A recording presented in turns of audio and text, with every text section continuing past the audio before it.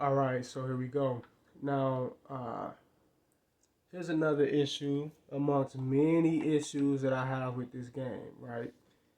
And it's really hard to even say that it's an issue because this is another thing that is actually placed in the game, another functionality that's placed in this game on purpose, and the sole purpose of it is to make things more difficult for the user, uh, and it's really all just arbitrary, right? So right here is the whole loose ball thing.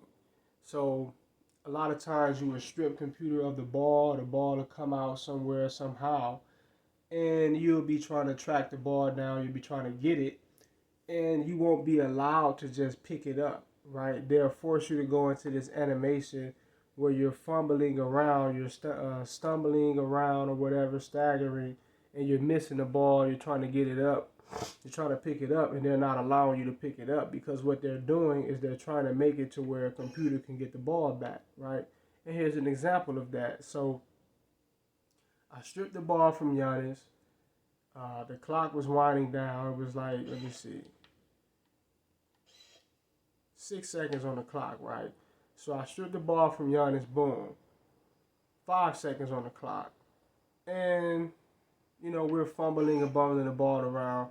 And right here, there's a moment here where he touched the ball. Now, in reality, what was supposed to have just happened was I was supposed to just pick it right up. It touched my hand, right? And there's multiple instances where I could have just swooped the ball up. Giannis is in the air. He ain't got no business being able to pick to beat me to this ball, right? But he's allowed to break animation and go right into the ball, and we're constantly fighting for it, scrapping for it, and he's allowed to just pick it up.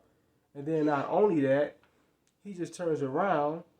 He's allowed to just turn around, right?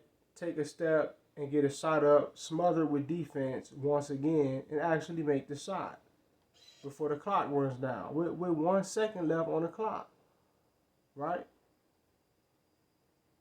Do you see what I mean when I say a lot of what happens in this game is just contrived and is enforced by the algorithm. It's not just about merit and skill set or skill level.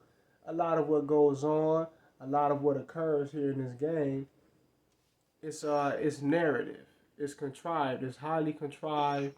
It's highly narrative driven, and a lot of it is not just about skill. It's not just about how well you play.